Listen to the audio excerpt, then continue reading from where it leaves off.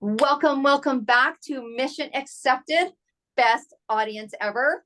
And I know that you're wondering who you are today, right? What is Deb going to come up with today? Well, you know what?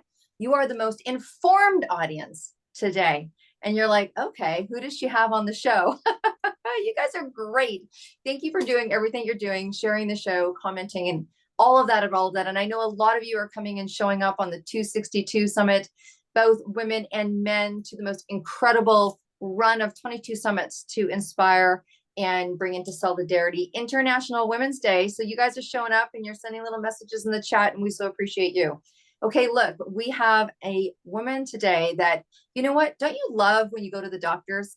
Don't you just love making those appointments? I don't know about you, but I always make sure I have paper and pen because you know what? There's always things to do in the waiting room and people to meet. Anyway, so I had, an incredible experience with a breast health appointment. There you go. How's that for transparency, right? And you know what? You never know what's going to come out of a conversation when you say hi to somebody or talk about their day or get into a good conversation. And so that is how I met Dr. Paula Gordon. You're like, how did you meet your podcast guest? I went for a breast health appointment. One of those things that you put into your book. Anyways, I'm so thrilled that she has agreed to come on, because what she told me in that appointment. Now, you guys know I've been in the health field for a long time, predominantly in holistic health, and predominantly I love the lymphatic system.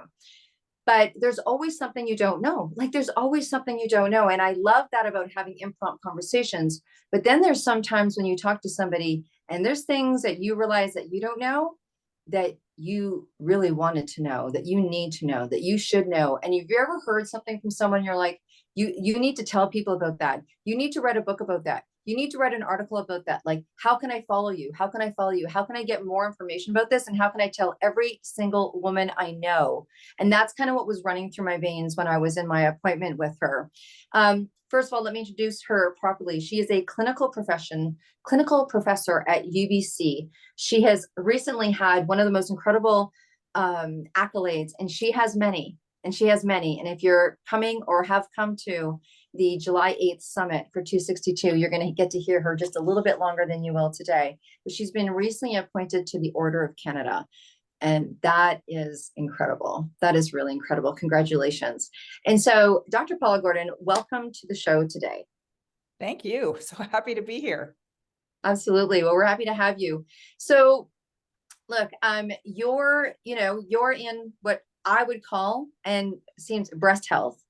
And tell me how that came across your desk. So you decided that you were going to be a doctor, and you decided to go into this as a specialty, or something happened for you, or what was it that made you decide to go into this area of medicine? Well, I guess I knew that I wanted to be a doctor when I was about 15 years old. And then once you make that decision, you have to work really hard at school and get good grades and so on. As I was getting towards the end of medical school, when you start to be exposed to all the different specialties in the hospitals, you rotate through, eventually become an intern. I decided I wanted to be a radiologist. Now, radiologists do all kinds of medicine, and nowadays we're all subspecialists, or many of us are, of course. And along the way, doing radiology, which involves ordinary x-rays, it involves ultrasound, CT scans, MRIs, angiography, and other interventional stuff. I decided that I wanted to be an ultrasound specialist. So I finished my training as a radiologist, did an extra year of ultrasound with the guru in Canada, and finished my ultrasound training. And I was at that point qualified to be the head of an ultrasound department somewhere, but there were no openings in my city, and I didn't want to move to another city for the job because I was married, wanted to stay in Vancouver, where my husband was finishing his training. And so I morphed into a radiologist who does mammography. And in those days, there were no mammography specialists, but radiologists did a little bit of everything, including mammograms. And so I started doing a lot of mammograms and learning a lot about mammograms. And just at the same time, the ultrasound technology was advancing to the point where we could start using ultrasound in the breast. So I had these two unlikely skill sets, which I was able to put together and figured out breast ultrasound kind of as I was going along, because there wasn't a lot of it being done at the time. And I kept track of what I was doing and eventually published several papers in the area. And as I was doing that work, I realized that there was a potentially really important role for ultrasound to play in the breast, because when we do screening mammograms, there are some types of breast tissue that aren't very good at finding breast cancers, the other types that are really good at it. And it turned out that ultrasound filled in that gap. So I was able to publish some papers in that field. And now, of course, breast ultrasound is a very important part of not only the diagnostic stuff. So if a woman has a lump, let's say, and it doesn't show on her mammogram, she automatically needs an ultrasound. But now it's generally recognized that women who have that kind of breast tissue where mammograms aren't as good, and they'll say the word, it's called dense breast tissue, that ultrasound can find many of those cancers that are missed. So although it's really important, and so this is kind of getting into the meat of the message, it's really important that women have mammograms, and the best age to start is age 40, which is not necessarily available in all geographic locations, but the best age to start is 40. And one of the first things a woman should find out after her first mammogram is, do I have dense breasts? And if a woman has dense breasts, she really should try very hard, and it's easier in some places than others, to get additional screening with ultrasound, or in some cases, even with MRI, to give us the opportunity to find cancers earlier. And because if a woman is unlucky and is going to get a breast cancer, that's the key, is finding it as early as possible. Because, and I'm sure people all know women who've had breast cancer, and maybe even some who died of their breast cancer. But the likelihood of surviving a breast cancer, and even the likelihood of being able to have it treated without having really aggressive therapy, is much better when we find it earlier. So 2 messages right off the bat: start having a mammogram at age 40 if you can. And if you can, okay, I know you use the expression show up and stand up, advocate. We need more women to advocate. Right now, the bulk of the advocacy that's made so many improvements for women is being done by women who've already had cancer. They're not even going to benefit from these improvements. And we need women who haven't had breast cancer yet to show up and start advocating. Because I'm told the reason they're not advocating is because everybody's in denial, and they think it'll never happen to them or someone they care about. But of course, breast cancer, if you look at women's whole lifespan up to, say, 90, the likelihood of getting a breast cancer is 1 in 8. And we hear about it every time a celebrity gets breast cancer. We just heard this week that Sarah Ferguson has been diagnosed, and apparently hers was diagnosed on her mammogram. So that's great that it was. I don't know I don't know her circumstances. I don't know anything about her case, but I do know that in the UK, women can only be screened starting at 50 and every 3 years, which is really not good. Ideally it should be every year. Even where I am, women can't have a mammogram every year unless they have a first-degree relative with breast cancer. But in the UK, if she was just in the public system, that's all she would get every 3 years. So back to advocacy, women who haven't had cancer need to learn about it. And that's why I'm here right now. Yeah. I want to reach as many women as I can. And I do voluntarily give webinars to groups of women, and I'll put it out there right now. People can reach out to me, and if you can put 25 women together, I'm happy to give a free webinar on the basics. But we need more women to stand up and advocate so that things will get better everywhere.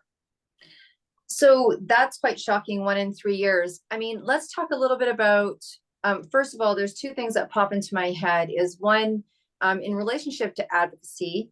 So someone's listening and they're like, okay, what do they do? Like, where's the first place that they go? Like, I just had, there was a health issue today, and I was sending off a email to Hetty Fry, who we both live in Vancouver, Canada, and she happens to be the MP here. So what do women do? They're like, okay, I know women have had breast cancer. I mean, I don't know if I know anyone that doesn't know someone in their circle that has had it. What can they do that is the most supportive? Like, What does advocacy look like? Well, it depends where you live. Now, you mentioned Vancouver, and okay, if Hetty is your MP, definitely. But in Canada, let's be specific now, healthcare is run by provinces. So if there's an issue that relates to health in British Columbia, you should also be getting in contact with your, we call them in BC, we call them MPPs, your provincial elected representative. You got to find out who they are. And if you're sending an email, send one to your MPP, but also our health minister. And if you know what health authority you're in, if you're in Vancouver Coastal, which covers a large part of the province, or PHSA, then find out who the CEO of your health authority is and copy everybody on that letter. If somebody's in Canada and it's a breast issue, that's what I know the most about, you should get in touch with Dense Breasts Canada. And full disclosure, I'm the volunteer medical advisor, and the Dense Breasts Canada women have done so much. We've got more to do, but for example, when they started in 2017, it was an organization co-founded by two women who've had breast cancer, and no province was telling women in their screening mammogram report that gets mailed to them, no province was saying anything about a woman's breast density. We now have 6 that do, and 4 more have committed for the rest of 2023. In fact, Ontario is going to be in late July. So that's what they've achieved. We're now pivoting to try to get screening mammography starting at age 40 across Canada. Right now, only 4 provinces allow women to self-refer without a doctor's requisition starting at 40. Alberta starts at 45. We got to get everybody down to 40 because breast cancer starts getting more common in the 40s. The radiation risk from mammography is negligible in the 40s, so that's not a reason not to do it. But the big barrier we have in this country is a panel called the Canadian Task Force on Preventive Healthcare. They are a federally funded panel of volunteers, and those panels make guidelines on all kinds of things: breast cancer screening, prostate screening, depression screening, HPV screening for cervical cancer, hepatitis C screening, and other health concerns, developmental delay in children. And those panels have no experts on them. They're funded by the Federal Ministry of Health, and they make guidelines that aren't necessarily the best. In fact, there are multiple specialties now that have formed a kind of coalition to try to fix that problem. But when we go to the ministers of health and the cabinet and so on, they say, we're just lay people. We can't overrule an expert panel. No, they're not experts. The chair of the panel that made the breast cancer screening guidelines is a nephrologist. There were no breast cancer experts, no breast radiologist, no breast surgeon, no oncologist making the guidelines. Similarly, with all of those other guidelines that I named, there are no experts. And yet the feds are afraid to say, wait a minute, we got to change the task force. We have to restructure it. In the US, when their task force came out with crappy guidelines, excuse my French, their Congress put a moratorium on them. They said, we're not going to use those guidelines. We're going to go back to the 2002 guidelines, which said women should get screened at 40. And that was really important for their Congress to do because insurance in the US doesn't cover screening if it's not approved by their task force. Well, in Canada, we don't have to worry about people paying out of pocket. But if you live, say, in Ontario, and you're in your 40s and you want a mammogram, you cannot self-refer to their screening program. And women are theoretically supposed to be allowed to go to their family doctor and say, I want a mammogram. But individual doctors who read those task force guidelines, they don't read the whole paper. They read the part at the front, the key points. It says, don't screen women in the 40s. And GPs and nurse practitioners in Ontario whose patients come to them saying, I want a mammogram, please give me a requisition. Some of those women are being told, that's not what our guidelines say, come back when you're 50. And there are so many tragic stories of women who were denied a mammogram and then a couple years later, still in their 40s, were diagnosed with breast cancer, and not just an early one, but an advanced breast cancer, some of them, in fact, stage 4. And those stories are all too common. Women are contributing their stories. That's something women can do once they've had cancer, contribute their story to Dense Breast Canada. And the website is full of these tragic stories. But that's one way women can advocate. But like you said, you got to write, you got to take the time. And I say this to my patients as I'm doing their needle biopsies. You know, if you've got the energy, you waited so long for this appointment, you waited too long for this appointment, please email your MPP, email the health minister, email the CEO of your health authority. And it's not hard to just look on the internet and find out who those people are, and then send, and their email addresses are there, send them an email. I have an expression. The politicians and the policymakers don't listen to experts, but politicians listen to voters. So your email counts when they get it from you, and you're not a doctor and you're not an expert. Counts more than when I give a talk. No, it's very true. And sometimes I think when, you know, it's difficult enough, I think, for people to do, it's interesting, right? I mean, not to bring doing your will into this conversation, but it's kind of like how many people you talk to that don't have their will done. And like you, it's a kind of it's a conscious denial. It's like, I don't want that to happen to me if I put any energy in it whatsoever. I just keep putting it over there because it's not, you don't want to bring it into your world. But once you get it done and you're prepared, and what we can tell you is that you're going to feel really good, because you're not just advocating for yourself, but you're advocating for your, you know, women that you don't know. And so many of us will do that. And I talk about that a lot. I say, that's what this whole, you know, 262 thing is about. It's like, sometimes we'll send money over to another country because we hear of women over there that are, you know, they're making baskets, or something political's happened in their country. And sometimes we almost forget about ours, right? Do you know what I mean? We're very good at reaching out and donating there, or donating here, or donating here. And then sometimes we just don't do what's at home. It's an interesting thing. It's an interesting thing, but it's a true thing. Is there any, so the Dense Breast, is it Dense Breast Association, or what's the name of that? This is a nonprofit, completely volunteer run, and it's spelled Dense Breasts with an S, Canada.ca. And they have a donate button on their webpage, and people can get a tax receipt for making a donation. And those donations go towards education and advocacy. So that's my favorite charity, Dense Breast Canada. Yeah, and wherever you're listening to this, if you're in the US, if you're in UK, I know that we have a big following over in Ireland, and ironically, Israel was, you know, is one of our top. So wherever you are, I am sure there is something somewhere, someone needing something, and there's always people to write to. What Can I jump in? I mean, let me just jump in a second, because you said you have a big following from Ireland. I actually was there and gave some public lectures a few years ago, but when we were still traveling before the pandemic. And in North America, it's been standard for some time that any mammogram report, the radiologist would mention the breast density. That what was missing is the patient wasn't being told. In Ireland, the radiologist doesn't even mention the breast density. They've got a long way to go. And there are advocates in Ireland working for breast density notification, just like we started with in 2017.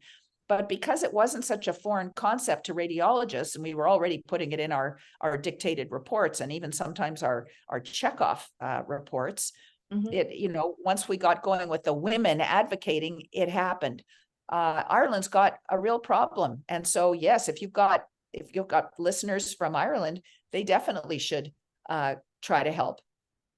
What is it? What do you think is the barrier here? I mean, what is it without, like, you know, I think part of the frustration when people hear about situations like this, they're like, this is not difficult. This is, I mean, from 50 to 40, it's not difficult. I mean, sure, is economics, like women are going to be using up the services more? Like, what is the barrier here? Oh, like, you're not going to like this. I'm so glad you asked. When, oh my goodness, decades ago, and the attitude is, if we tell women their breast density, we're going to make them anxious. It's so Oh. patronizing and condescending. You know, breast density is an important piece of health information. It's like knowing your blood pressure. I mean, you want to know if your blood pressure's high. It's like for some of us know our cholesterol level. It's just another piece of health information. And we don't withhold that information from women or men. But something about breast density, that in fact, so the Canadian Task Force, which is that organization that says women shouldn't be screened until 50, there's two reasons they give that they consider a risk of doing screening starting younger. And one of them is anxiety. It's not Wow. anxiety about breast cancer. It's when a woman has a screening test, and this goes for pap tests too. Sometimes the test is not clear on its own, and you need to do some extra stuff. So a woman has a mammogram, there's a shadow on it. Maybe it's a blob of normal tissue. Maybe it's an early cancer. And so we need to do more tests. So the woman is recalled. She's called back for more tests. And when that happens, 96% of those women are told everything's fine. It was nothing, or it was something benign like a cyst. Don't worry. 4% of those women, 7% women go on to have extra tests. And of those, maybe 4 of them out of 1,000 women turn out to have cancer. Now, when women are recalled, it makes them nervous because they think, maybe I'm one of the 4 this time. And that's understandable, but that anxiety is transient. Yes, it takes too long to get the extra test done, especially now. But our task force says that transient anxiety, we have to spare women from that anxiety. So let's not even screen them. And by not screening them, we lose the opportunity to find those 4 potentially lethal cancers. Women who understand, women are told, hey, listen, go for your mammogram, but especially the first time you go, there's a chance you'll be called back. Don't panic. You'll get the extra tests and you'll find out whether it's cancer or not in good time. But is that a reason to not? In fact, that is the reason, the biggest reason our task force is concerned about, that we might make women anxious. So women need to stand up to that. And this is where the women who've had cancer are fighting back on social media. They're writing letters. I just look at the Twitter feed on this subject. They're saying, how dare you take away my opportunity to decide? Let me decide whether I'm willing to handle a little anxiety and give you the chance to find my cancer. And there's data. There's actually papers published in the peer-reviewed literature showing that women would rather know than not even be given the opportunity to have a screening. Now, to be fair, there's one other risk that is legitimate, except that it's really minor, especially for younger women. And that's something, so before I go on about the anxiety, so our task force uses the term, instead of saying a recall or a false alarm, which is a good term for it, they call it a false positive.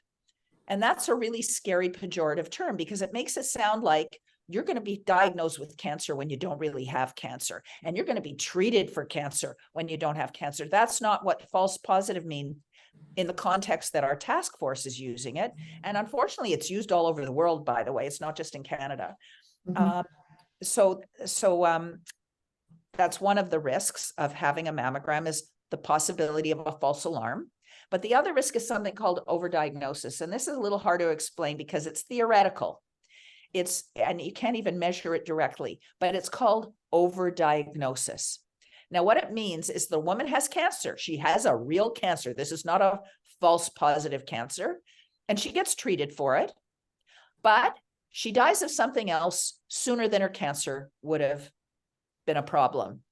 So that's a relevant issue, but still small, only 1 to 10% in older women, because older women are more likely to get, say, a lung cancer. So they've treated for their breast cancer. A month later, they're diagnosed with lung cancer, and however long it takes, 6 months or a year later, they're dead from their lung cancer, and maybe they didn't really need that breast cancer treated because we didn't know they were going to be diagnosed with something else. Sometimes it's a heart disease. Of course, heart disease is the major killer of women.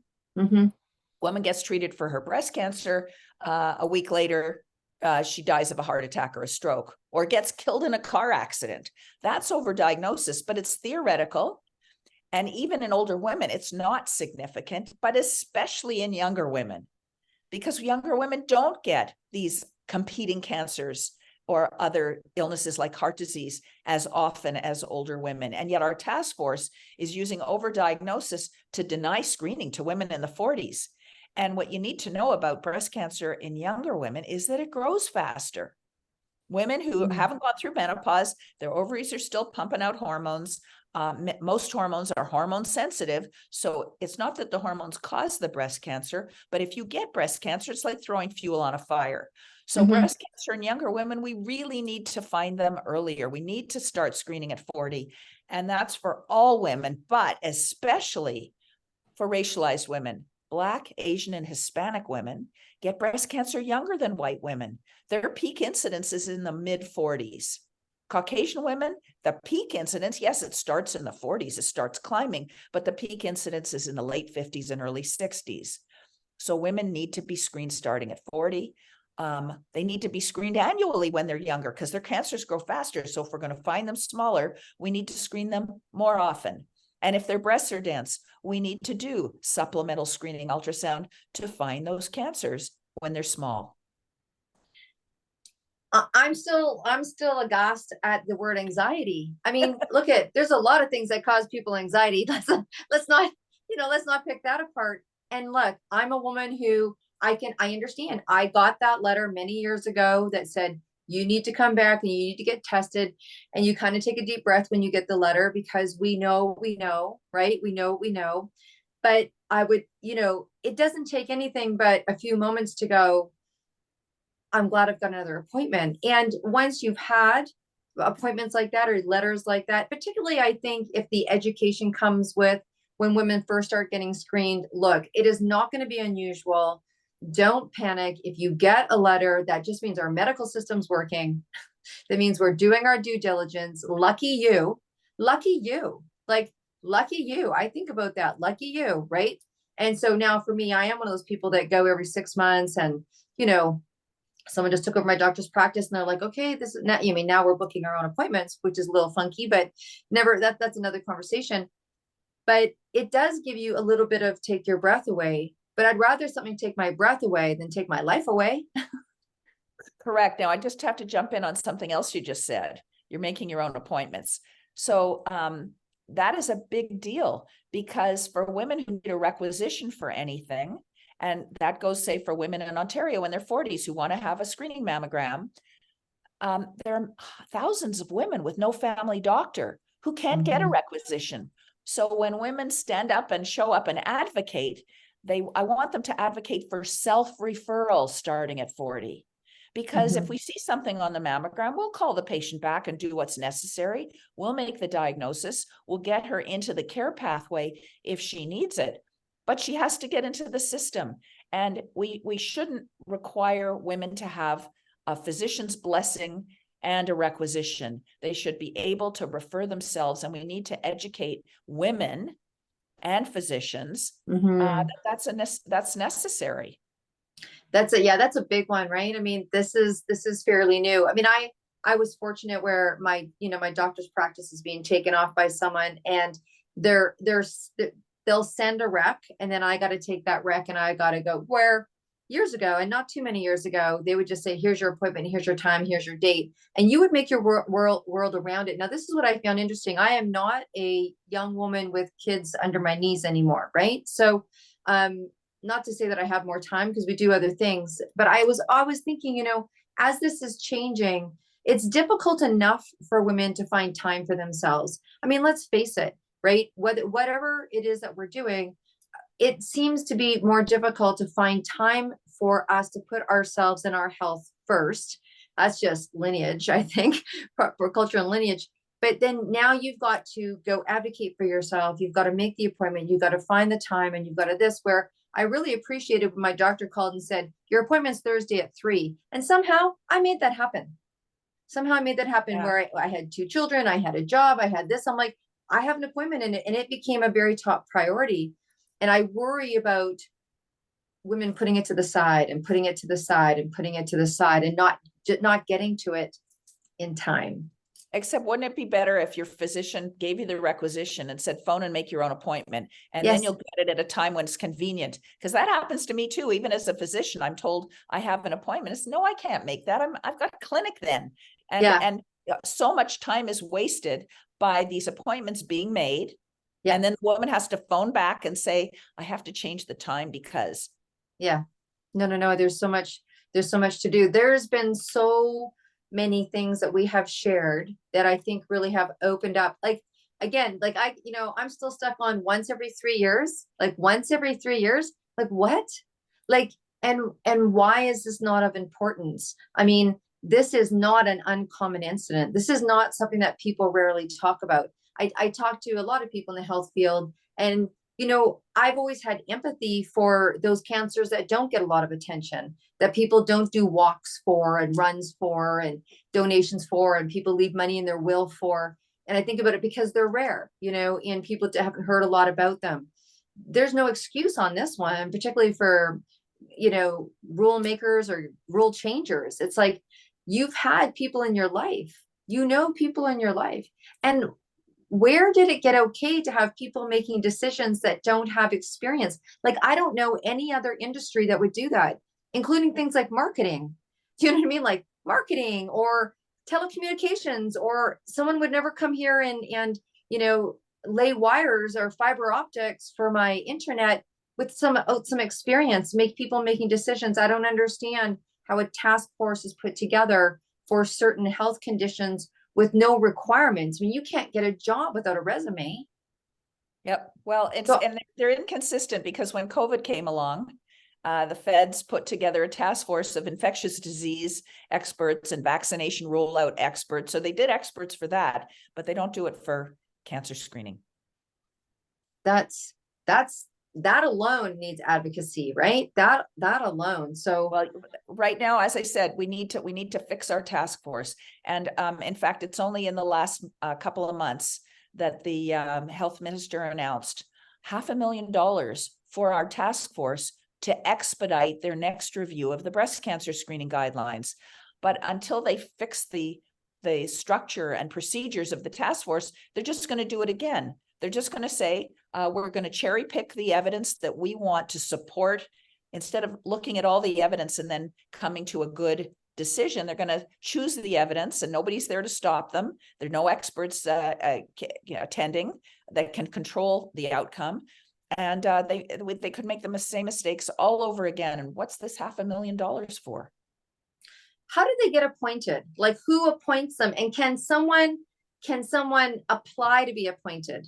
Yes, you can apply to be appointed. And in fact, one of my colleagues who is a very much a breast cancer expert applied, and she was rejected and told she can't be on the task force because she's an expert. And that means she's biased. So the task force, I know the task force is completely arm's length. They decide who they're going to invite to be on their panels. They decide what health issue they're going to look at next.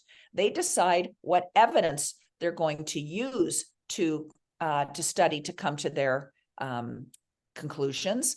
But not only that, they don't even necessarily understand the evidence they're choosing. They pick off a list of what evidence, and then they hand it to two evidence review panels. Now, this is one step further away from patients. These are bean counters, and I think it's University of Calgary and University of Ottawa, the two evidence review centers. And then they come out with this draft guideline. And when it's already in the draft form, then they send it to certain experts, and they don't have to accept the input the experts give them. In fact, in the latest round, we're aware, not from breast cancer screening, because they haven't gotten this far yet in this newly funded expedited review, but for an expert to participate, they have to sign a confidentiality agreement, and they cannot withdraw their signature even if they disagree with the final guideline. So imagine if I were asked that, do I want my name on a guideline where they ignored my input? If the next guideline says start at 50 and I can't even have my name withdrawn, why would I even want to participate? And we know this is what happened last time, because I was one of the people consulted and many of my colleagues were, and we know that everything we sent them was ignored. So I'd like to say I'm optimistic about this next guideline review, but even the two co-chairs of the panel have been tweeting and on social media saying they don't see any reason to change the guidelines. Wow. Do they not know anyone that's had breast cancer? Do they not know Oh, anyone? okay. It's so funny you would ask that, because one of the co-chairs tweeted, I'm very familiar with, how terrible it is to have breast cancer, because someone I loved or someone I cared about had breast cancer and she didn't want to go have any testing when she found a lump. And I supported her in her decision. And then when she was finally diagnosed, she didn't want treatment. And I supported her in her decision. And I think women should have choice. And I tweeted back at him, women should have the choice to be screened so their cancers can be found before they're big enough to feel. Like, he's talking about a woman who already has a lump. And I said, if you really care about choice, let women have the choice starting at 40 and self-refer. But this is what's going on social media. I mean, this is public, right? Yeah. And they've already declared their biases, and they're saying I'm biased. Wow. No, if you gave permission, if women could self-refer at 40, nobody's going to force them to go. Right. That's what real choice is. If you don't want to have a mammogram, that's okay. And you know what? If you show up in my office with a lump, you're going to be treated kindly, and you're going to have, all the standard care. But don't take away a woman's choice. Yeah. Wow. So we obviously wanted to be able to have you come on to the show, and we know that we have you coming on to speak for these exact reasons. This is exactly what I was talking about when I was getting, when you were my doctor and doing your procedure, and we were having this conversation, my mouth was just dropping and that's how this works. It's interesting, right? As we go through school and they're like, education is power and education is power. And I don't know if at 16 years old or even at 20 years old, I really understood that, but I sure in heck understand it, because just the one person telling one person and one person telling one person, it's so powerful. And it gets shocking. I think that's where that's where some of the non-movement comes from, because people think, how can I really make a difference? But we know one person can make a difference, but it sounds so cliche. It sounds so Hallmark. I know that I'm a big advocate of Amnesty International, and I was at the office, and, we were writing a letter, and I literally I've been a member since I was 17. So this is not yesterday. And so, but I was writing a letter like last month, and I turned to Don, who's been there. God bless him. He's been there like from the beginning. And I said, what do you say to someone when they ask about, does one letter make a difference? And he's just like, let me answer that question, right? And because we get it asked often, and it was like, we see the results of letters, even when we write a letter. And sometimes we don't really associate our letter to being the one that tipped it, but there's something called a tipping point. We all know tipping point. If you know Malcolm Gladwell, you'll know tipping point, where that's one thing that tips it over. And he goes, and not only does it make a difference on, we're writing to governments as well, obviously for different reasons around human rights. And so he says, not only does one letter, 10 letters, 100 letters, 1,000 letters start to make impact, but the person that you're writing about, they know. And it's like people that have breast cancer, people that are fighting for breast cancer, people that are donating, people that are volunteering, when they see people writing letters, it actually fuels them to go do what we need them to do. So it's not only about trying to make that change, it's writing that letter. And it's really not even about making ourselves feel better, but it's about the impact that the collective have that inspire the people, that it's their main cause, right? That it's their main cause. So there you go, people. One letter, one phone call, one donation. We know it makes a difference, but sometimes also when a topic is so close to home, and it can be actually a fear of yours, I think it can stop you. Can I go back to that point? Because you made it before and you said people are afraid that if they put energy towards something, they don't want to do that. They don't want to. And I need to explain one other point because I sort of glossed over it before. And that's that for some women, somebody in their life had breast cancer and had a mastectomy. And that's obviously a terrifying prospect. Or somebody had breast cancer treatment and now they've got a swollen hand and arm, which is called lymphedema, which is a side effect of one of the procedures that's done to stage the cancer and look for spread to the lymph nodes. Or somebody knows somebody who went through chemotherapy and lost their hair, and how hard that was on that woman to to wait for her hair to come back. What women need to know is that those are all avoidable. Not nowadays, it's much less likely that women will need a mastectomy. Breast cancer can be treated with a much smaller operation called a lumpectomy that can leave almost no scars. And women who do have breast cancer can be treated without that armpit operation that will lead to the swelling in the hand and arm. And women, if their cancer is diagnosed early and it's not spread to the lymph nodes, a lot of women now can avoid chemotherapy.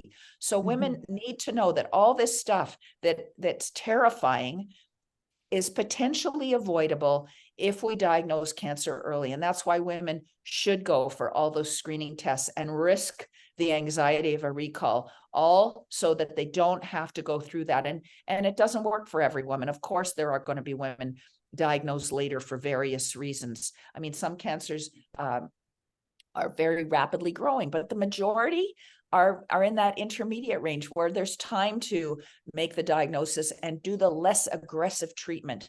So in fact, that's one of the issues of the task force. The only benefit that they considered when they balanced what they called the benefits and the risks was saving a life. And we know that early detection saves lives, but it also saves aggressive therapy. So women need to know that it's not going to necessarily be the same course that they saw someone else go through if we can find it early. Fantastic. What a beautiful way to end. Can you please give us again the place where in Canada, and if you're not from Canada, I'm sure you can find an organization similar in your area. Where is that, where people can donate and find more information? So in Canada, the organization is Dense Breasts Canada. That's with two breasts, .ca. In the US, they've been at this 10 years longer than we have. And in fact, the FDA has made it so that all women in the US will be told their breast density, will be told about breast density and how supplemental screening can be beneficial. So they're way ahead of us. Women in the States are currently still being screened at 40. And in fact, now that their task force has changed their guidelines or is in the process of changing their guidelines, they're good. Canada, women in provinces that don't currently allow them to self-refer at 40 need to go to their family doctor and they need to advocate for themselves. We still have a problem for women who don't have a family doctor or nurse practitioner. But if you're unlucky enough to live in one of those provinces, write your MPP or MLA and write your MP and write any cabinet ministers you can think of, including the health minister. There is an advocate in Ireland, and I think her Twitter handle is being dense. I'm not 100% sure, but that's where the Irish people can go. And in the UK, the advocate is Cheryl Cruwys. She's an interesting lady. I've forgotten her Twitter handle off the top. I can maybe give it to you for the liner notes. But she actually lives in France, where any woman with dense breasts is automatically called back to have an ultrasound, and she's trying to get that done now in the UK. But they need all the help they can get on the other side of the pond. Absolutely fantastic. Well, thank you for sharing with us today, and thank you for informing us today, and thank you for making us, honestly, you're stepping up. That's not an issue. So we're going to step up and support staff, stand up and speak up. That's what this whole seminar series that we're doing is about. And come listen more on July 8th. Thank you so much. You guys are most incredible listeners. I know that you're going to share. I know that you're going to comment. Please feel free to ask any personal questions that you like. Sometimes this brings up personal questions. You guys know where we are, deb@debdrummond.com. And if you would like to be sitting where Dr. Paula Gordon is sitting and share what you have to say, then you know what, you know where to reach out. So thank you so much. Thank you for listening to Mission Accepted today. You guys be well and stay groovy. See you again soon. Bye for now.